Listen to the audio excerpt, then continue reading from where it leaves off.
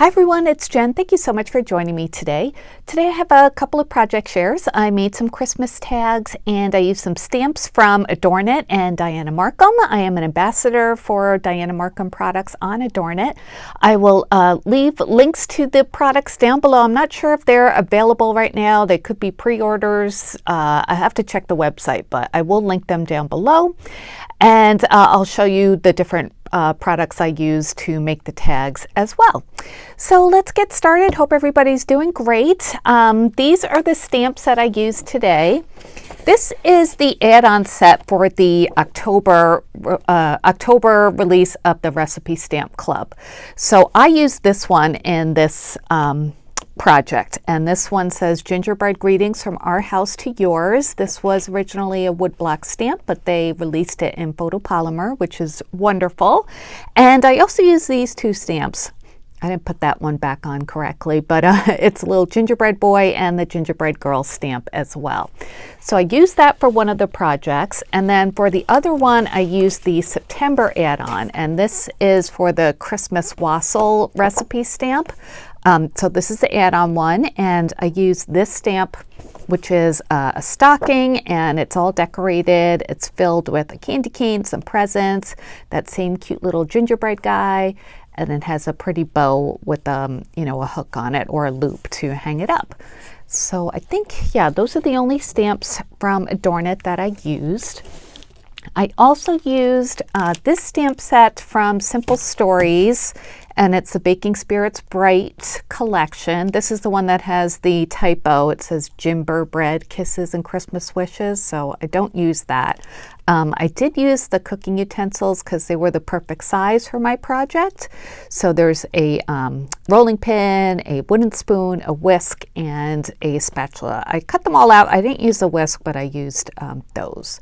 So I'll show you those. And then I also used, I keep all my Simple Stories and Echo Park Christmas papers and embellishments, stickers, that kind of thing, in one of these plastic bags from Hobby Lobby. As you can see, I labeled it that way because I don't have too many of them, and I feel like a lot of them all go together, all the different collections. So I just keep them in this one envelope, so it's easy for me to find things that work together. So I did use, let's see, I used a gingerbread Christmas. I actually used one of the branding strips, and I cut out a gingerbread Christmas. I'll show you that in a second.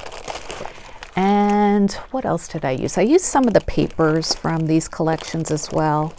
Let me just look in the back. The Echo Park paper I used, well, I used some of these, but these, I just wanted to show you like all the different ones that I have here. See, they're all kind of the same color palette, so I like to keep them together. Yeah, I use this one for sure. So yeah, just worked for me as storage system, so I figured I'd share that. All right, so let's start with the September one, which is that stocking stamp.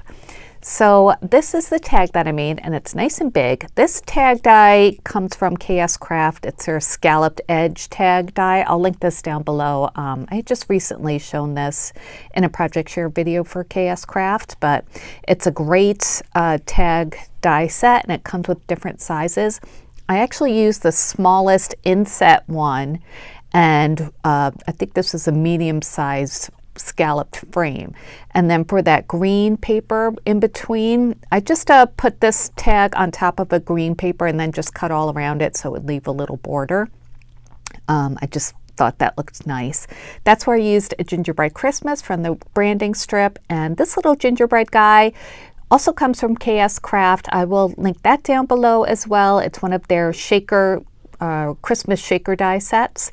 And then for the white part there, I used a new product, well, new to me, that I just picked up at Walmart, or I'm sorry, that I just picked up at Michael's, but I saw that they do have these in like multi-packs in Walmart in the craft section. So this is Folk Art Dots paint, and it's Whisper White, and it's acrylic paint, but it comes out in little dots. See, it has that precision tip. So it worked really well for this application, and it's nice and shiny still after it dried, so I'm glad I got that. I wanted to try it for a long time, well, for a couple weeks. My Michaels had other colors, but they were sold out of the white one, so they restocked of the white, and I figured I'd pick it up. I don't remember how much it costs. I apologize, but it's in the paint section at Michaels. So anyway, back to the stamp. So I stamped it onto some white paper, 110-pound paper, and then I colored it with alcohol markers, and I also used some like glossy accents type product to just add some texture, and that's the Lawn Fawn Clear Glaze, which I use a lot and I show a lot because it has also a precision tip, so it makes it easy to add to little small areas like that. And then I used some Vintage Photo Distress Oxide on the outside of that tag, and also on the branding strip as well. And I did cut it to make it look like a little banner too. I used a ribbon that I had gotten at Hobby Lobby, I think last year. I was going to use, I cut this bow out. This is also from KSCraft, this die set, but I thought it was too big for it once I cut it out, so I decided to save it for another application and just to use the one from Hobby Lobby.